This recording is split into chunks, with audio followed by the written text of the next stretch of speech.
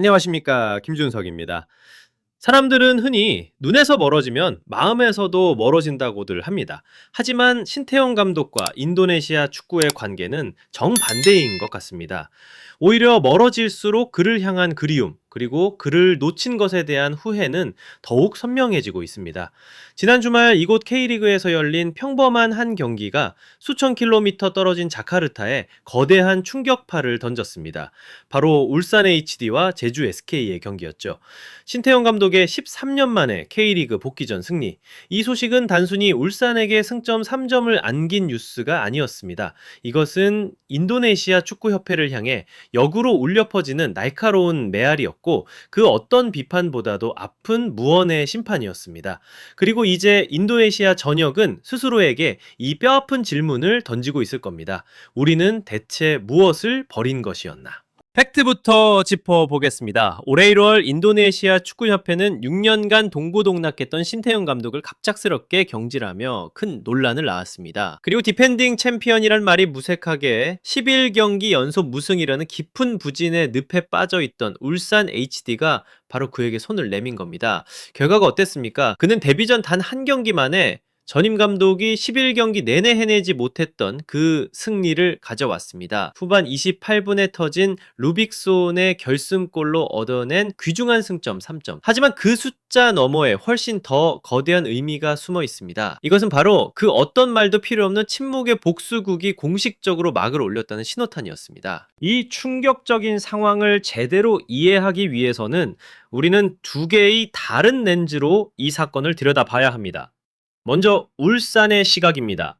저는 이것을 즉각적인 진통제 효과라고 부르고 싶습니다. 생각해 보십시오. 11경기 연속 무승, 3무 8패. 이건 단순히 부진한 성적이 아닙니다. K리그 디펜딩 챔피언의 자존심과 영혼을 서서히 갉아먹는 암적인 존재 그 자체였습니다. 패배가 일상이 되고 선수들은 자신감을 잃고 팬들은 등을 돌리던 바로 그 절망의 순간이었습니다. K리그 챔피언이라는 타이틀이 마치 과거의 유물처럼 느껴지던 그 끝이 보이지 않는 터널 속에서 울산은 헤매고 있었습니다. 그런데 신태영 감독은 마치 숙련된 외과 의사처럼 부임 첫 90분 만에 그 지긋지긋한 종양을 아주 깔끔하게 도려내버렸습니다. 1대0 승리, 화려한 다득점 경기는 아니었을지 몰라도 지금 울산에게 가장 필요했던 승리라는 감각을 되찾게 해준 그 어떤 명약보다도 강력한 치료제였습니다. 꺼져가던 승리 DNA에 다시 불을 붙인 겁니다.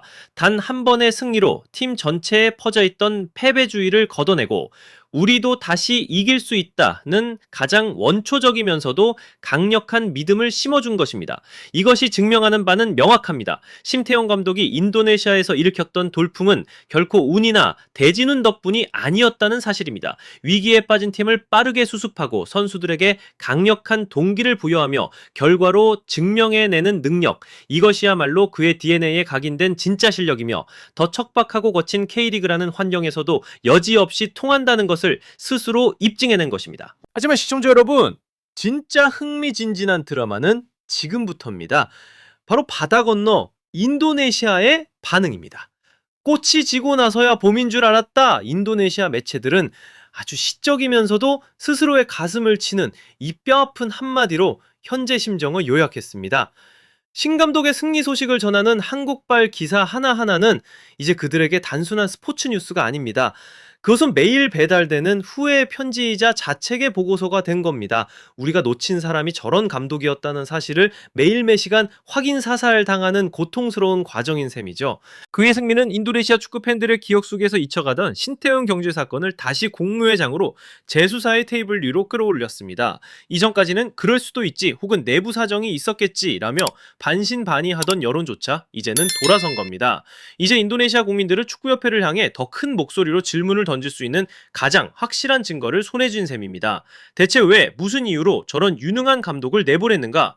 이제 신태영 감독이 K리그에서 거두는 모든 성공은 부메랑이 되어 인도네시아 축구협회 현 지도부의 정당성에 치명적인 상처를 입히는 날카로운 칼날이 될 것입니다.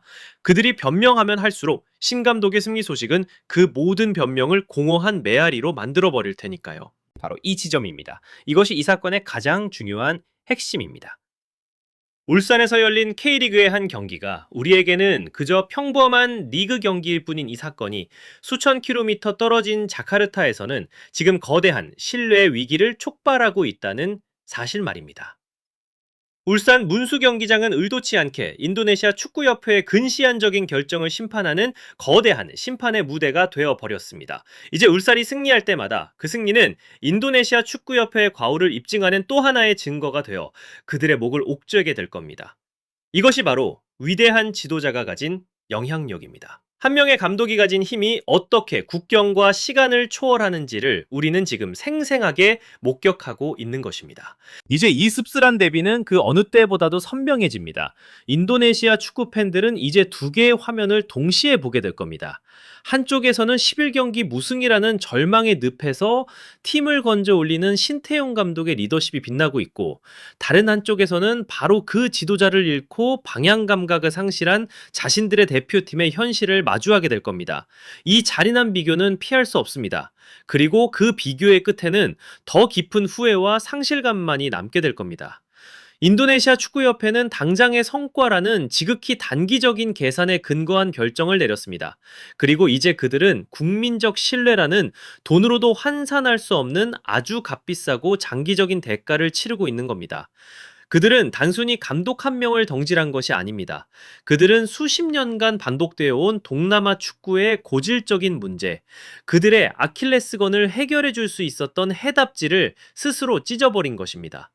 결정적인 순간에 무너지는 유리 멘탈과 90분 내내 유지되지 못하는 전술적 규율, 이 문제를 해결할 능력을 가졌던 지도자를 그들은 너무나도 쉽게 내보냈습니다. 결국 이 이야기가 우리에게 보여주는 것은 무엇일까요? 신태용 감독의 몸은 인도네시아를 떠났을지 몰라도 그의 거대한 그림자는 여전히 그곳에 남아있다는 사실입니다. 그리고 지금 그 그림자는 바로 그를 내쫓았던 사람들의 머리 위를 무겁게 짓누르고 있습니다. 그는 아무 말도 할 필요가 없습니다.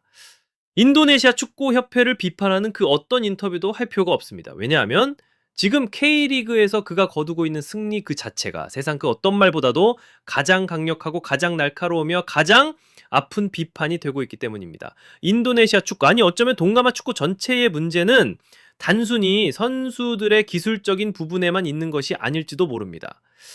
진짜 문제는 어쩌면 그들을 이끄는 리더들의 미래를 내다보는 안목의 부재에 있는 것일지도 모릅니다. 그리고 신태영 감독을 붙잡는 데 실패한 이 사건은 바로 그 리더십의 부재가 얼마나 치명적인 결과를 낳는지를 보여주는 가장 고통스러운 증거로 역사에 기록될 것입니다. 울산이 제주를 상대로 거둔 1대0 승리는 단순히 승점 3점이라는 숫자로만 기록되지 않을 겁니다. 이것은 한 축구협회의 근시안적인 결정이 난 비극, 그리고 한 한국인 지도자의 가장 조용하고도 가장 통쾌한 침묵의 복수극, 그 서막을 연 첫 페이지이기 때문입니다. 아마 이제부터 인도네시아의 축구팬들은 자국 리그의 경기 결과보다 이곳 K리그에서 들려오는 울산의 소식을 더 애타게 더 초조하게 기다릴지도 모릅니다. 참으로 뼈아프고 값비싼 교훈이 아닐 수 없습니다. 자, 저의 분석은 여기까지입니다. 여러분의 생각은 어떠십니까? 댓글로 남겨주십시오. 그리고 다음 심층 분석을 놓치지 않으시려면 구독과 좋아요, 알림 설정까지 잊지 마시기 바랍니다. 지금까지 해설위원 김준석이었습니다. 감사합니다.